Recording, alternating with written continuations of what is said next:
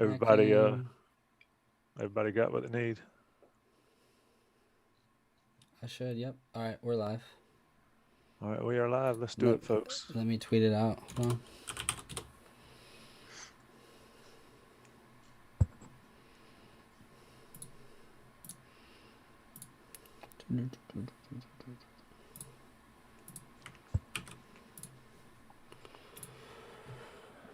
Let me know when the tweet hits.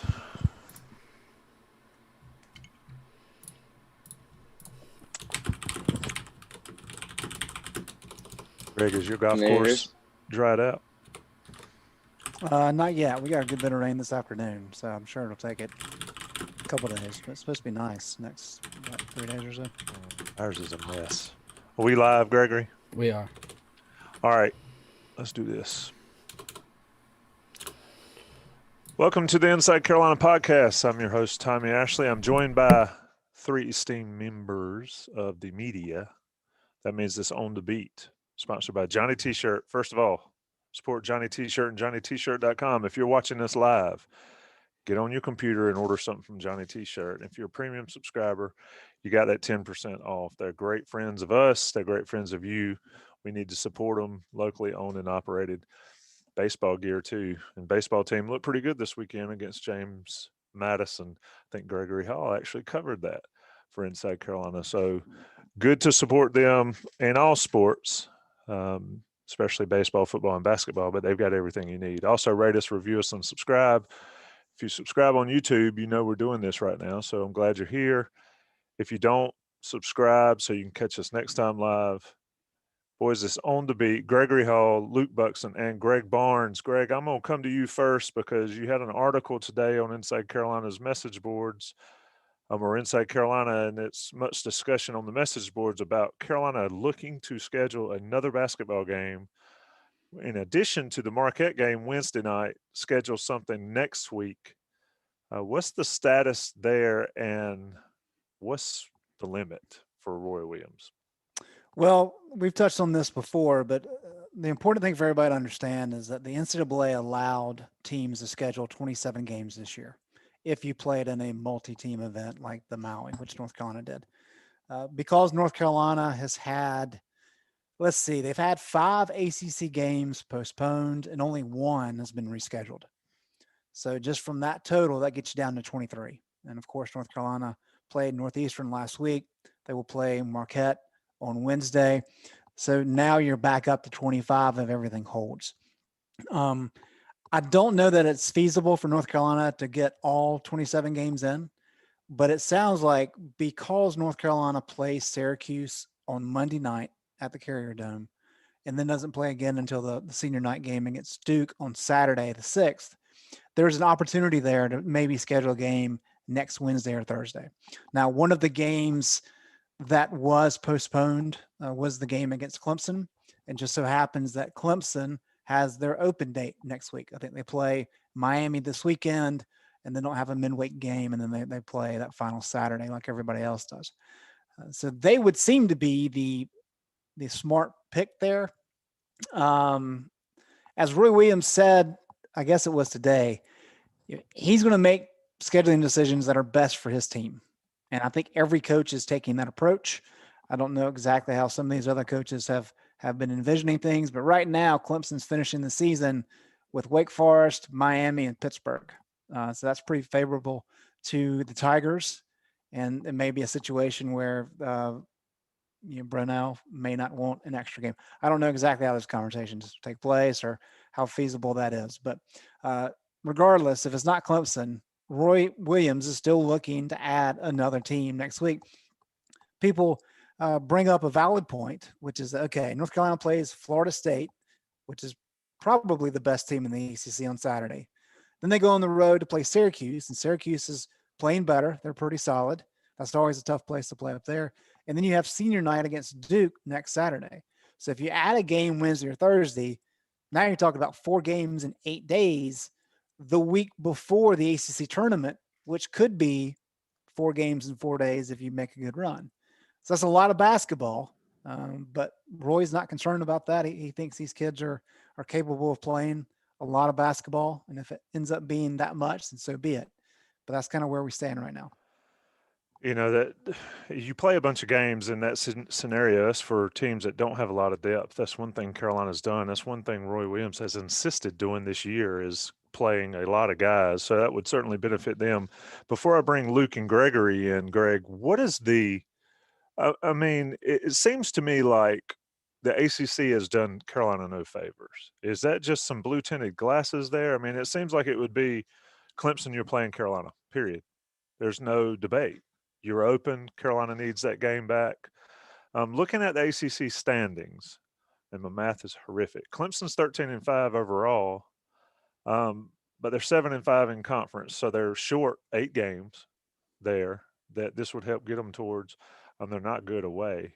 It looks like Duke, who is destroying Syracuse as we speak, has got that'll be 15 ACC games for Duke after tonight. I mean, where is the ACC's role in this, Greg, as far as, I don't want to say forcing, but yeah, forcing a team to come to Chapel Hill and play a game? Yeah, I think we're looking at this from a North Carolina perspective for obvious reasons. When you have a head coach like Roy Williams who's coming out saying, we want to play as many games as we can play. And there's not many coaches saying that. Now, does that mean that some of these other teams are chicken? I can see how fans would say that, but we don't know exactly what their motives are. If they have injury situations and, for whatever reason, they don't want to add a game kind of last minute to what they've already got planned out. I don't know enough about some of these teams' inner dynamics to kind of have a true understanding there. The other component of it too is, we've hit on this a lot before. In order for this sports season to take place in the ACC, right, there were athletic departments in the ACC that were not keen on playing football. And so in order for everybody to get on board, the ACC had to be like, look, we're going to put protocols in place. We're going to try to hit these benchmarks. But at the end of the day, if kids don't want to play, we are not going to penalize them. And if programs have concerns within their community, or they have concerns with how things are playing out, we're going to leave it up to them to make some of these decisions. And we saw that in football. We've seen that in basketball. How does that factor in when we're talking about scheduling? I don't know, but we go back to the football scenario, which I think was the first one and the prominent one, in Clemson and Florida State. Florida State didn't want to play because a Clemson player, or at least somebody on the team that went down to Tallahassee, had COVID. And so Clemson was like, you know what? We'll hang around for a couple of days and we'll go through another batch of tests just so we can get this game in. We'll play on Monday night. And Florida State was like, nope, we're not doing it. And immediately, everybody in the Clemson realm said, they're just backing out. They're scared of a butt whooping, which, I mean, maybe that was the case. So then you get into kind of the ethical nature of things, and you've got to know a lot about what's going on in the program to start making some charges like that. It's easy for fans to do on message boards. I get it. But we just don't know kind of what goes into Clemson making a decision about playing next week. They may ultimately decide to, but they may say, you know what, maybe that doesn't work. Or maybe the ACC says, you know what, we don't want to do that for this reason or that reason. And we just don't have enough information at this point in time to be able to kind of quantify that, other than we know that Roy Williams wants to play. So anybody that doesn't go to lengths that he does, all of a sudden is going to have a little bit of a negative tint to their actions. It is interesting. And you make a lot of good points there. I would wager that 99.99% of the players themselves will play anytime you want to strap them up. Anytime you want to play, I think they'd be ready to go. It's the adults in the room that make those other kinds of decisions. That's why playing so many games in so few days is not that big a deal, I don't think. Gregory Hall, you covered Roy Williams' radio show tonight. Any discussion of that? And any extra thoughts on Carolina getting this, whether it's an ACC game or a non-ACC game, in between Syracuse and Duke? They really only focused on the scheduling of the Marquette game on Wednesday. There was a little talk about Northeastern and how they came down and how they were looking for a game. Northeastern was, and it just so happened to work out. And crazy enough, Northeastern's back on a COVID pause now. So it's a good thing that they got that game in. I saw that today. That was right in the nick of time. And Marquette was looking for a game because, to your point about the ACC not helping its schools sometimes, or at least maybe they're helping, but they're not mandating you're doing this, so on. Other conferences aren't doing it either. I know the CAA, the Colonial Athletic Association, is not. I was talking to somebody in College of Charleston, and they were like, yeah, they're not really helping us at all. And then you've got guys at the top of the league that don't want to schedule games and whatnot. But as far as Roy talking about scheduling a game, he didn't mention anything. One thing of note that he mentioned on the radio show is just Puff Johnson. He's been dealing with a jammed toe, and he's had a boot on, and he finally took that off in practice today and got some shots up. But other than that, it was a pretty standard, pretty basic show.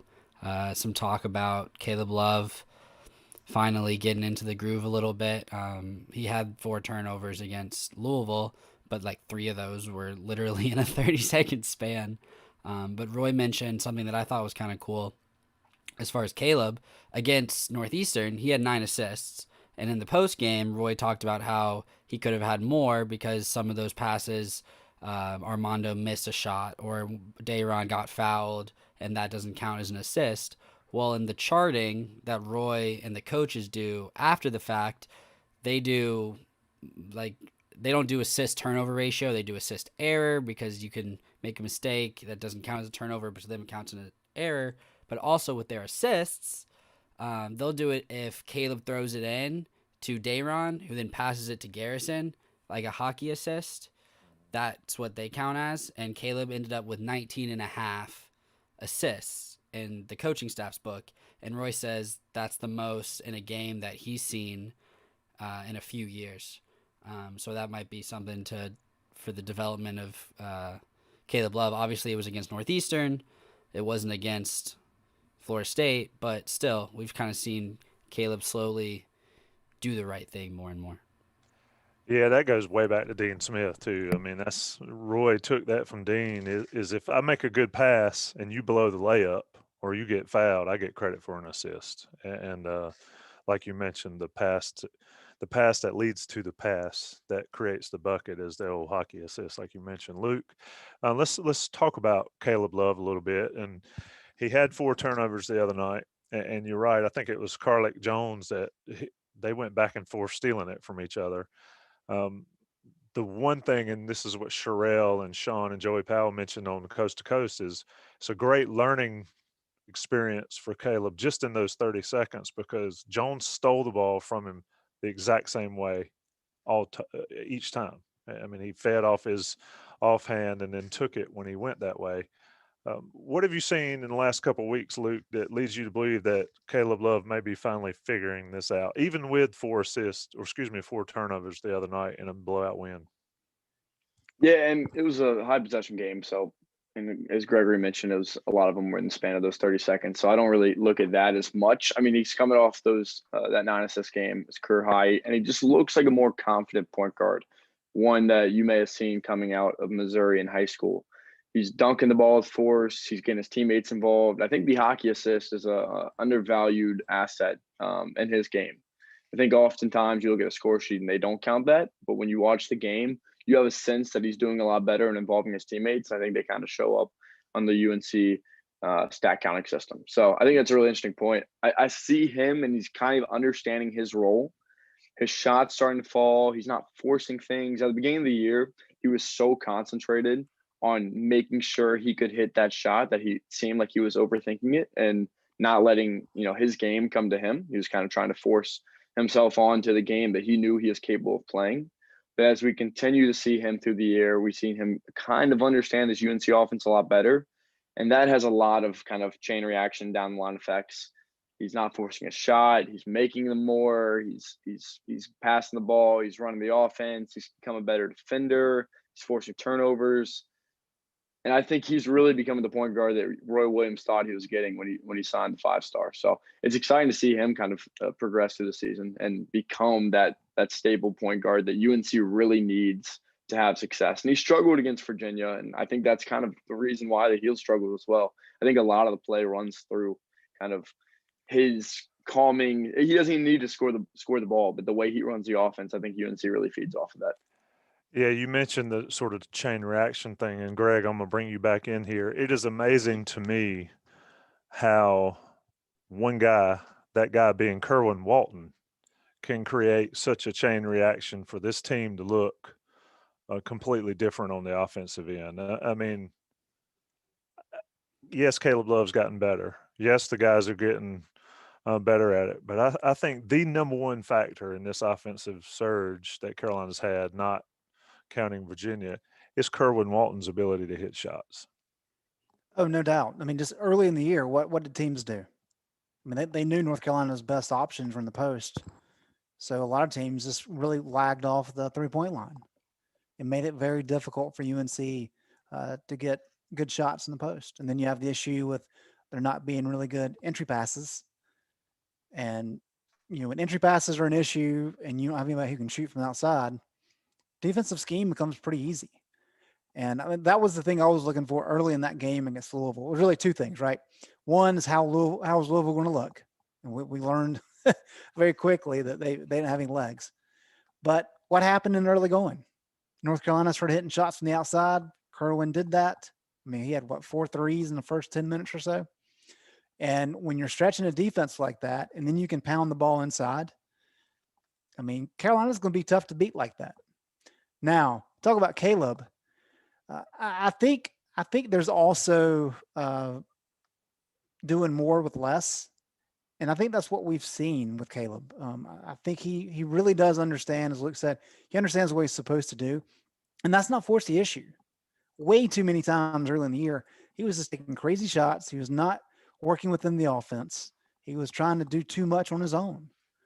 And I think this team figured out, a couple weeks ago, maybe it was the Pittsburgh game, that the best chance to win games is to consistently get the ball inside. And that's about the same time Kerwin started coming on. And then when you're able to knock down some outside shots, that stresses the defense. And it becomes pretty easy at that point in time. And then if you can capitalize with forcing some turnovers, like Roy likes to do, being aggressive, especially with his half-court traps, which have been very successful this year, to get out in transition, get some easy buckets there. I mean, that's what North Carolina has to do. And I think that's what you've seen. Caleb, just looking at his points here, yeah, I mean, he had the big game against Duke, but it's not like he's been putting up a ton of points in recent games. And I think that's more of, early in the year, how about this? He goes 18 attempts against Stanford, 13 against Texas, 13 against Iowa, 14 against Kentucky, 14 against State, 15 against State. And then you start looking and go, okay, well, 10, 16 against Duke because he had 25, 9, 8. I'm not sure what he had against Louisville. So he's making better decisions, and that's allowing North Carolina to execute where they do the best, and that's getting the ball down low, and that's allowing guys like Kerwin Walton to stretch the defense with the 3. Yeah, the Kerwin discussion, I think it's definitely symbiotic, the way they work together, because Caleb without Kerwin is, like you mentioned, Greg, was just not good early. And, of course, the bigs struggled at times. Luke Buxton, looking down the roster, I mean, tell me why, and I'm cheating here a little bit. So later in the show, we're going to do a buy or sell segment after the break, but I'm going to steal it. So I apologize, Gregory. You had it all planned out. Luke, tell me why Kerwin Walton's not the best offensive player on this team. Tell you why he's not. It's like debate class in high school where they give you the side you don't agree with and have to formulate an opinion. And we can debate it because there's a strong argument that he is. There's also a strong argument that another freshman is. But you give me your points. Yeah, I mean, it's hard to ignore Dayron's performance against Louisville when you saw, his ceiling, which was I think the best game that he's played this year, just being an absolute force on the glass, putbacks. He dunks the ball better than any other Carolina big, just with absolute force, tenacity. No one's stopping him when he's going up. And it was fun to see him really, grow into his body and realize kind of how dominant he can be down low. I still think Kerwin is the guy. I mean, it seems like he's one of those players where you play in pickup, and every time you pass it to him, it's like this guy's hitting it. He's gonna make me look like a all-star point guard because every time I give him the ball, I'm getting an assist. Kind of seems like what Kerwin has, and he looks like he has an ability to now start to create his own shot. He's putting it on the floor a little bit more. He's attacking the rim and kind of spots when he sees them. So it's still hard for me to kind of pivot away that Kerwin is not the best offensive player when he's hitting, but I do think Day'Ron, when he can understand how dominant he can be, and he's still a little unpolished. He doesn't have kind of that primary and secondary move down, but he's such a force. He's such a body inside and presence inside that it's really tough to ignore him on the offensive side. Gregory, Day'Ron or Kerwin? Most important. Well, no. Yeah, let's do most important because I think most valuable and most important or best might be a little different here. Well, go ahead. Most important and most valuable is different. Yeah, I don't know. I guess I think most important. I think Kerwin without question. Sure. We can get Greg Barnes in here on it a little bit. Share your thoughts though, because I think the difference lies in who's the best and who's the most valuable. Yeah, Gregory, I won most important my senior year high school tennis team and MVP my junior year. So maybe I can give you some. Wait, you said tennis? Tennis, yes. All right, well, I'm gonna have to do a deep dive into the Greg Barnes tennis career. You got my That summer, is It summer, ended. my It summer ended after high project. school. My summer project has now been confirmed. I'll talk to Ben about it later. I'm gonna need names and numbers of teammates, coaches. You know, the whole. I'm I can do it. confused. Did you misspell golf when you said tennis? I know. I did I not. thought he stuttered. And messed up. Back on track. Kerwin's most important because of your guys' point of Roy Williams and the team needing to play inside out. Day'Ron is most valuable because he makes that happen. You can't play inside out without having a good big man or a dominant big man, and you can't play inside out without having a shooter. So I think Kerwin doesn't allow them to play inside out in the sense of he's not the base is kind of where I'm going with that, if that makes sense. Obviously, Day'Ron's not the only one, but, I mean, just Day'Ron's ability, I think he leads the nation in offensive rebounding percentage. Let me confirm that as I Look pull it up. this up. I'm pulling it up. Yeah, Day'Ron Sharpe is number 1 in the nation in offensive rebound percentage. That is valuable. Kerwin Walton is UNC's best offensive player based on offensive rating. He's got the highest offensive rating, and he's 56th in the country on KenPom in offensive rating. So, yeah, apples and oranges. Yeah, I agree. That seems low. KenPom's rating. Yeah, I was gonna say his numbers are like video games, shooting 47% from three and 49.6% from the field. Who's doing it better? 55 other guys, apparently. I guess. Greg Barnes, who's the guy for this North Carolina on the offensive end? This North Carolina team on the offensive end. I don't know. I mean, I think you can make the case for a lot of these guys. I mean, I think kind of where you're getting with that, Tommy, is, you know, with 20 seconds to play, who do you want taking the last shot? And I think that's a different question than who's MVP. I would take anybody with free throw shooting over 75%. I want them taking the last shot. Well, that's like one person. You said you want over 75%. All right, you've got Andrew Platek, RJ Davis, Caleb Love, and Kerwin Walton, Walker Miller, and Puff Johnson. I mean, you got if Carolina's down 1 and a ball goes to Day'Ron Sharpe, if an opposing team doesn't foul him, they've lost their mind. Anyway, Greg, I jumped around. Yeah, but I don't know that I have anything to offer besides what's already been said. But I mean, I think Kerwin validate us, Greg. Yeah, Barnes. Kerwin and his ability to hit open shots, it's critically important. I think he's changed kind of the scope of this offense. I think the fact that Day'Ron is finally coming around. I mean, let's be honest. He still does the bulk of his work on the offensive glass, which is critically important in what Roy Williams wants to do. but he's not a guy that you're going to pound the ball down low and get him to make a tough shot against stout competition. I still think, I think you'd have to make the case for Garrison or Armando in that role. But then you get in, like you said, the free throw shooting situation. You're like, well, are you going to try to pound the ball down low when you know there's a 50% chance or close to it that they're not going to capitalize on both free throw attempts? So I don't know. I don't know. I'm really stumped on that one because I don't know who the best player on this team is. I think what Garrison brings in terms of leadership, well, it hasn't been shown in terms of production. What he brings in terms of leadership is still incredibly important.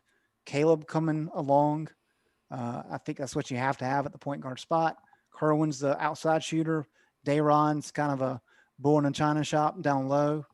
Armando has the best skill set in the post when he's actually engaged, which is a little bit hit or miss with him.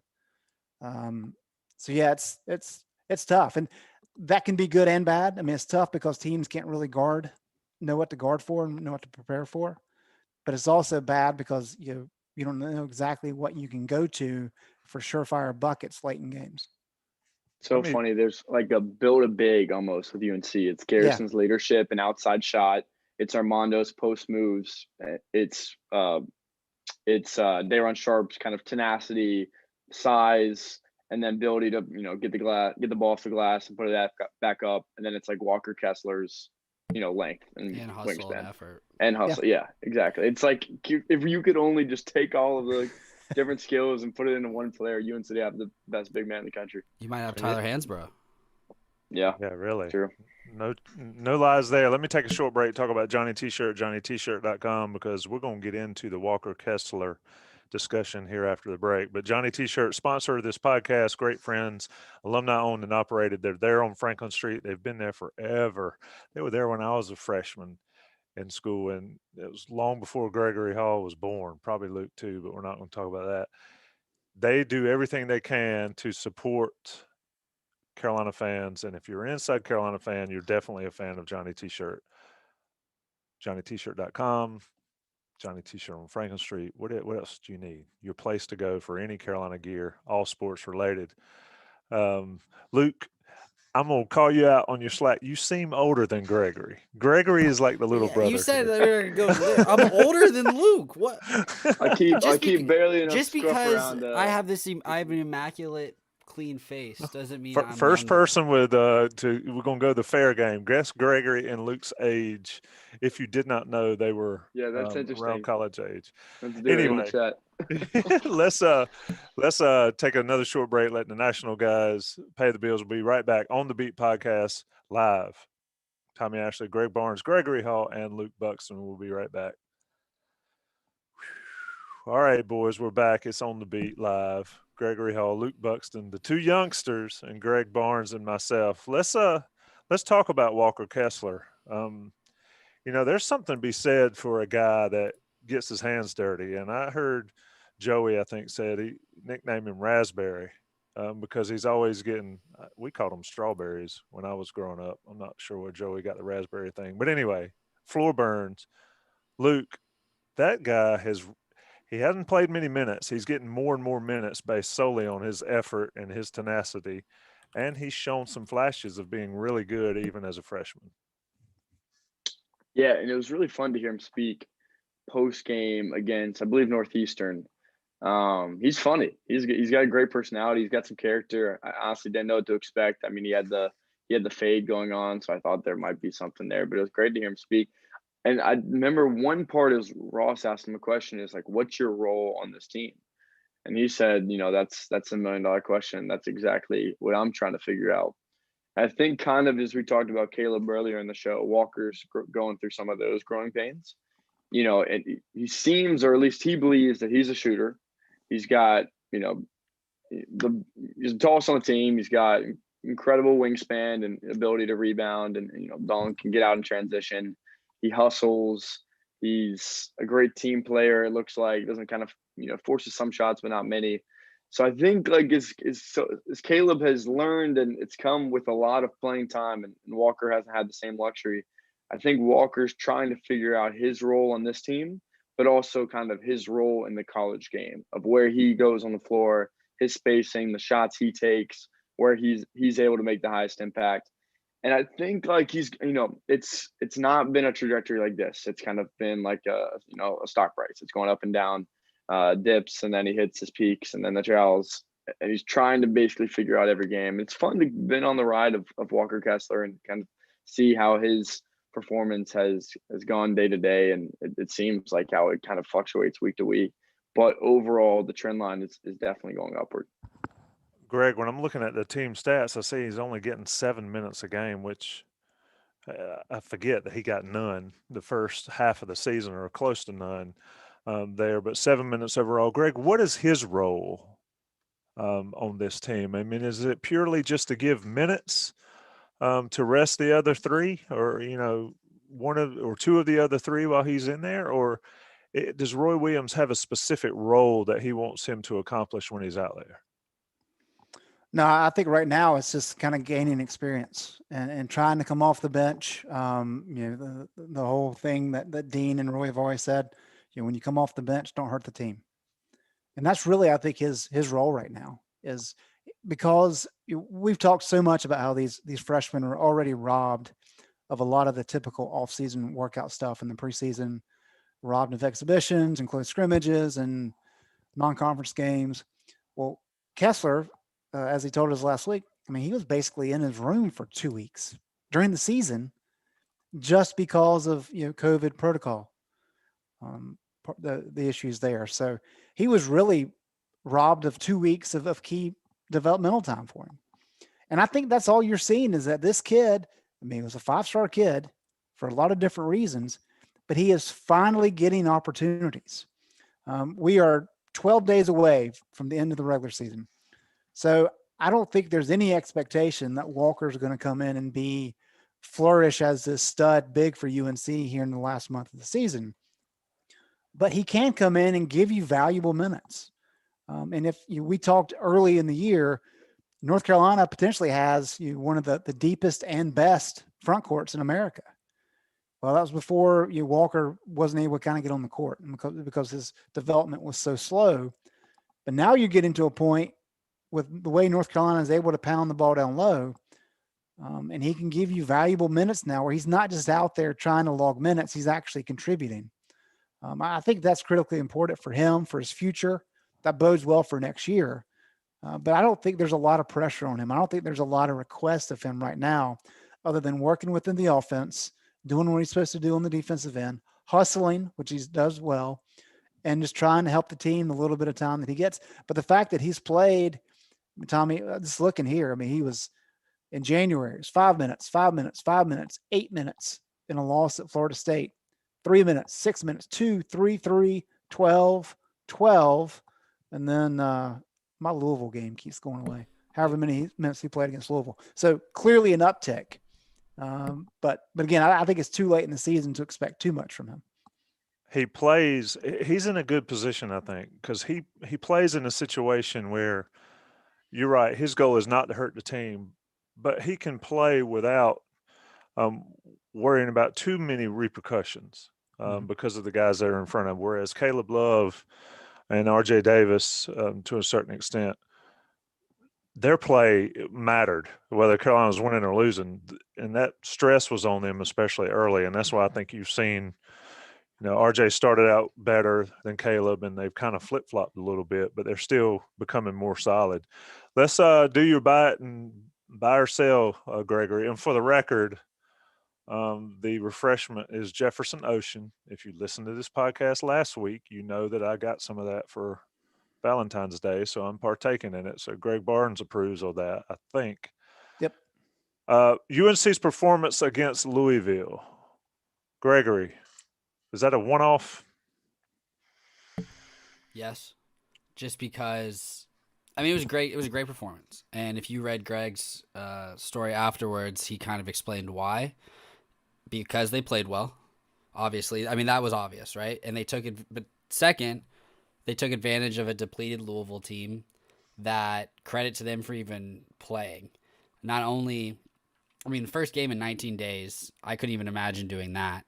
But I think the one thing to take away from it, though, so I'm selling it for the record. I'm not buying their performance as far as the little segment we got going here. But, and Roy mentioned it today on the radio show, is they probably had more, I have no numbers or stats to back this up, but it appeared that they had more made baskets in the first 5 seconds of shot clock than they've had in the last 2 years. I mean, and a lot of that at the end were those fast break alley-oops and the team was just having fun and Louisville, it just looked like they had given up. But the one play that stands out to me, Louisville made a fast break basket because there were a few defensive breakdowns where UNC did not get back. But Leaky took the ball right up the left side, hit a bounce pass, and then I think there was one more assist in there, and UNC scored in 3 seconds. Literally, there was 28 on the shot clock after that Louisville basket. So I think there's small things that you can take away, but I think as a whole, I don't think you're going to see any more. You're not going to see any more 45-point beatdowns, and I don't think you're going to see too many 20-point beatdowns either, unless they have a good performance against Marquette. So, the 45-point wins kind of like when I play golf. I mean, I'm not putting over an 8 on the scorecard. So, but like Dewey said, they beat Louisville by 20, even if Louisville plays good, and the normal Louisville team there, I think the way they played, maybe. Luke, buy or sell the Louisville performance? Yeah, I'm selling. I mean, any game where you have Andrew Platek throwing fast break, alley-oops to Walker Kessler and he's throwing it down, you're probably not going to get that from week to week. It was definitely, I don't want to say it's an anomaly, but it's definitely not the Carolina team that I think we're going to see moving forward. I think we're going to see a little bit of a digression. It was a great game. I think that the COVID pause matters a lot more than a lot of people think. 19 days. Also, like when you get this virus, it's tough on the lungs. And I don't know, a lot of it looked like it was a high possession game, and it looked like Louisville wasn't able to run with the heels. I think it bodes well for UNC in the future, but I don't think it's any great sign to be banking on. Yeah, I mean, the thing that I saw in the game, and Gregory, you mentioned it, and to a certain extent you mentioned it, Luke, is Carolina playing Carolina basketball, getting out, running. There's been so many times this year where they just come down the court on offense and stagnate and get stagnant and just sit around. And they did not do that against Louisville. Now, granted, we can talk about the COVID pause, and yes, it affected Louisville, but Michigan had a COVID pause, beat Ohio State. Florida State had a COVID pause and almost got charged with assault for what they did to NC State. So it affects teams differently. But like Roy said, Carolina caught them on a good night for both teams, or a bad night for them, good night for Carolina. Greg, this Marquette game coming up, admittedly, I don't know a ton about Marquette, but what can Carolina do on Wednesday night that has you buying that this team could make some sort of tournament run, whether it's ACC tournament or NCAA tournament?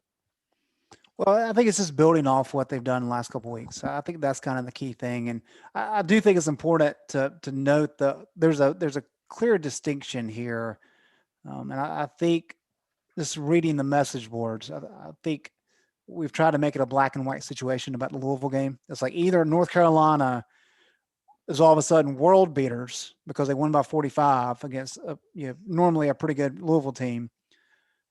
And then on the other side, acknowledging that Louisville had rubbery legs. I mean, after 10 minutes, Louisville was gassed.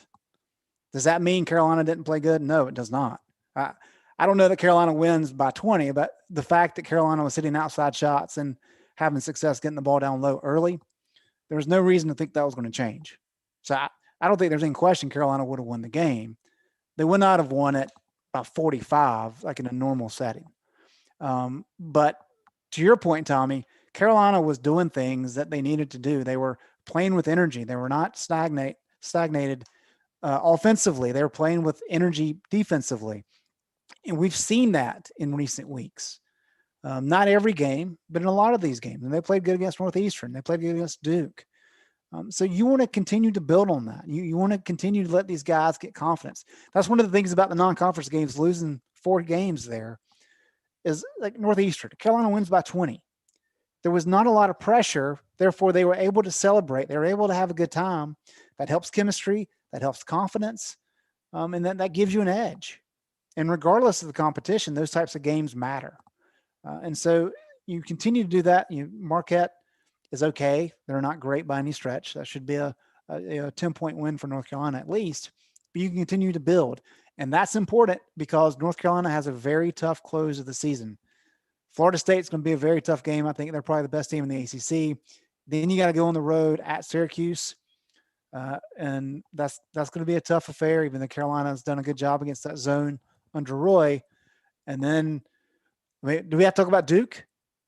I mean, is Duke all of a sudden? I'm not going to say it, but are they trending What's in the the right score direction? of that game? It was 21 when I looked just a minute ago. And I'll tell you what, that's addition by subtraction on the roster. Seems to be. And I said 2 weeks ago that they'd make the NCAA tournament anything above 500. I think they're going to be playing Carolina last game of the season for that chance to go to the tournament. That's going to be interesting.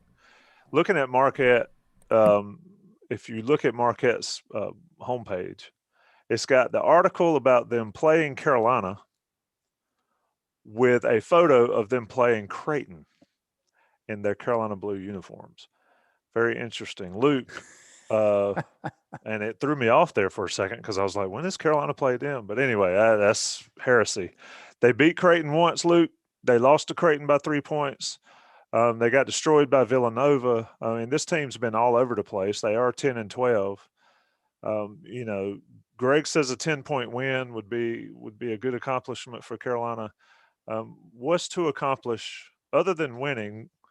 What is to accomplish? And they beat Wisconsin too, if I'm looking at the schedule correctly. So this Marquette team can play. Carolina fans need to recognize that. Anyway, Marquette and Carolina, what to expect on Wednesday night, Luke? Yeah, obviously Carolina has to win. I think Carolina needs to come out and show similar performances that they've done versus Marquette and Louisville. I don't think a close game is great for the Heels in this scenario. I think they need to continue this momentum, continue hitting down shots, playing their game, learning their style, which was, as we saw Louisville, that inside-out game, which worked so well.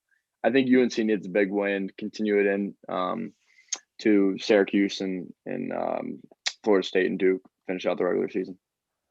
Yeah, I was just looking. Marquette seems to be very balanced. They've got 3 Q1 wins, Tommy, which kind of speaks to your point about Wisconsin. Yeah, I mean, they've beaten very good teams. And so Carolina cannot just show up like they do against Northeastern and expect to win by 20. Gregory Hall, last question for the podcast. Buy and sell Carolina in the Sweet 16 of the NCAA tournament. Can they get there? Yes, they can. So I'm going to buy it. I think if mainly it's not just after the Louisville game. I did say that was a one-off, and I sold that performance, but I really think if this team can learn how to run the floor consistently and do it well without just throwing the ball out of bounds or without – one of the most frustrating things to watch is when they're running the fast break and it's a 3-on-2 and 2 guys are literally running side by side and it just turns onto a 1-on-3 because the 2 guys take each other out of the play. It's happened so like way too many times. I digress. They can make it to the Sweet 16 because it's not a great year and I think it depends on their bracket. And it depends on their seeding. So there's a lot of factors. It's the same. Normally, it's like, okay, UNC's a top 3 seed. They're going to make it to the Sweet 16 just based on who they're playing. But I saw a joke. It was like UNC versus Duke in the 8 and 9 seed games. That would be interesting. That's not even for the NCAA will that happen. But yeah, I could see like a situation where it's a 7 and something weird, but they're not going to put them in the first round. But anyway, so you're buying Sweet 16. I'm buying UNC to the Sweet 16 just because Curran Walton's on pace to have the best 3-point shooting performance by a freshman in UNC history, and Day'Ron Sharp is leading the nation in offensive rebounding percentage, and their defense has looked a lot better in the last few weeks, and I think, and they have the bodies, they have the depth to play, to go through the ACC tournament and go through the NCAA tournament, barring COVID, of course. That would derail everything. But I think they have the tools, and I think if they can get some confidence, like you guys were talking about, I think UNC can make it to the Sweet 16. Where you at, Luke? You following Gregory, or you're Bye. I think this team's gonna figure it out. Roy Williams teams always play well in March. I don't know what the odds are, but I'd love to take some odds on a UNC Elite 8 run. Get a little spicy, throw some money down. I don't know. I honestly think this team will click in March and figure it out. I think they have the right pieces. They have the talent. They have the makings of a Carolina team. And if they can figure everything out and that's the way they're trending, I think it's interesting. I think they're a team you don't want to face in March. Could be like a 7 seed, that the 2 seed you are praying you don't get.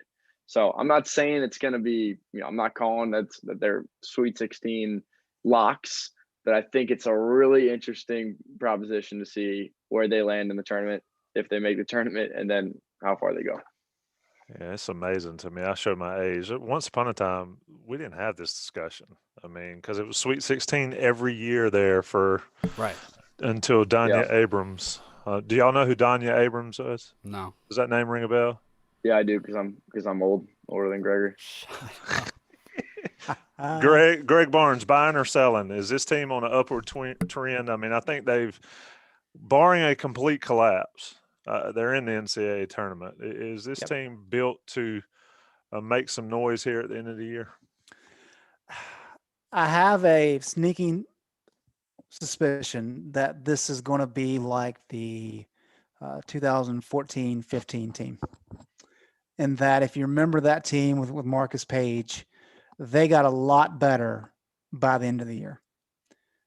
But because they had played themselves into such a hole, they ended up having to play Wisconsin, which was one of the 2 best teams in the one of the 2 or 3 best teams in the NCAA tournament that year, early in the tournament.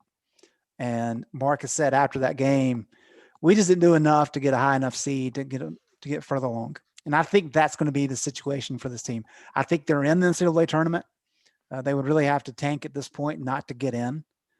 But when we start talking about seed lines, you don't want to be 8 or 9 for obvious reasons. But if you keep winning, maybe you can get up to a 7. If you can get up to a 6, Florida State is right now, Lenardi's got them as a 3 seed. But then you're also talking about that Houston's there, which Houston's good, Oklahoma. You can maybe win some of those games if you're a 6 seed playing against a 3 in the second round. But if you're 7, I mean, you're talking about right now the 2 seeds are Villanova, Iowa, Alabama, and Illinois. North Carolina is going to be underdogs against any of those teams. And I think that's just too much to ask. I think it is going to be very similar to that year in 15 where North Carolina is playing its best ball late, but because they didn't get enough big wins throughout the course of the season, their seed is going to hurt them to an extent where they're not going to be able to make a deep run. It's going to matter. Seedings will matter more for this Carolina team than they really ever have. You're right. You don't want to be 8 and 9, no matter what. You want to avoid that. And the last question for all of you, and I offered up $100 if somebody would give me Gonzaga and Baylor, and you could have the field. Who wants in on that? Gregory, you want some of that action? Who you get? You get Gonzaga and Baylor? Yep. No. And Baylor? I get a Gonzaga and that's Baylor. Absurd. You're stealing my money. You want my social security number too? Yes, absolutely. I've already got it. Gonzaga and Baylor. You know the stat I told you last week or 2 weeks ago, where UNC was closer to the number 45 team was closer to the 10 team than the 10 team was closer to Baylor. You still got to play the game. It's expanded. It's expanded. No, they're so good. They're so good. So nobody wants that action. Luke, you don't want So that you- action? What's the deal? You get Gonzaga and Baylor, and who do I get? The Everyone field. else. Everybody else. You Oh, I get, got a field? you get all 66 other teams. $100? Yeah, I'll take that. I'll All take right. that. Can anybody All guess right. UNC's championship odds right now to win the whole thing, to win the title? 100-1. 50, 500 to 1. 50 to 1. 50 to 1. 50 to 1 odds. So I think Vegas is buying UNC to the Sweet 16. The Sweet Man. 16 is a big difference from the national championship. 50 to 1 odds to win it all. I'd rather put up $100 on Gonzaga and Baylor. Mm-mm. Luke, I'm telling you. we're in. Yeah, how we're about in. this though? I mean, would you put $10 down on Carolina for Just for the heck of it. 500? To win Nah, 500 I would bucks? do it for the Final Four. Final Four line is 11 to 1. I would do that. Okay. What's the difference? I mean, it's Final 11 Four. to 1 to get to the Final Four. Oh, you're saying. Oh, I understand. Okay. Two fewer games you have to Yeah, win. yeah. There's I would only do been a that. few years, and I'm not a betting person. There's only been a few years that I would have bet on Carolina, period. 09 was one of them. But any time else, I'm not sure I would have put money on Carolina, regardless of the odds in any of those other years. I will say, take my betting advice with a grain of salt. I looked at the UNC Louisville line and the UVA Duke line. I said UNC 5-point favorites, Virginia 2-point favorits. You're not even reading the What board am I right. thinking? Easy And then, parlay. Right. Yeah. And then nope. Yeah, we're not getting into all Well, that. But I'm so good at. I mean, people know my the Greg Hall jinx on Twitter, right? In 2016, with the bracket fill out, my buddies from high school, we had like 30 of us, and it was winner take all, $150 or whatever. In 2016, I had UNC winning the bracket. They did not win that year. I had them beating Villanova that year. I had UNC beating Villanova in 2016. In 2017, I had Villanova beating UNC. So, 1993, I picked almost all of the games. I had the final. I missed like 3 games the entire tournament. The final, I had Carolina 76-70 over Michigan. Wow. And I didn't turn it in myself. I let my roommate turn it in because he interned at WTVD at the time. And he won their pot and didn't give me a dime. Friends forever. while you're drinking Evan Williams right now. Yeah, no, this is better than that. Look, Inside Carolina Glass. Y'all boys should get some of that. Ooh. Tommy, someone asked about the flags you got in the background. That's my daggone people I know. That's Blackbeard stuff. That's the Gypsy flag from Todd Snyder. That's another Blackbeard flag. Pirates and Gypsies. Pirates and Gypsies, man. You make a lot of money talking about that stuff and singing about it. I just miss my calling. It's been On the Beat podcast. Gregory Hall, Luke Buxton, and Greg Barnes. InsideCarolina.com, sponsored by Johnny T-Shirt and JohnnyT-Shirt.com. We've been live. You guys join us again next week, live at 8 p.m. Call your friends. Tell them to join us.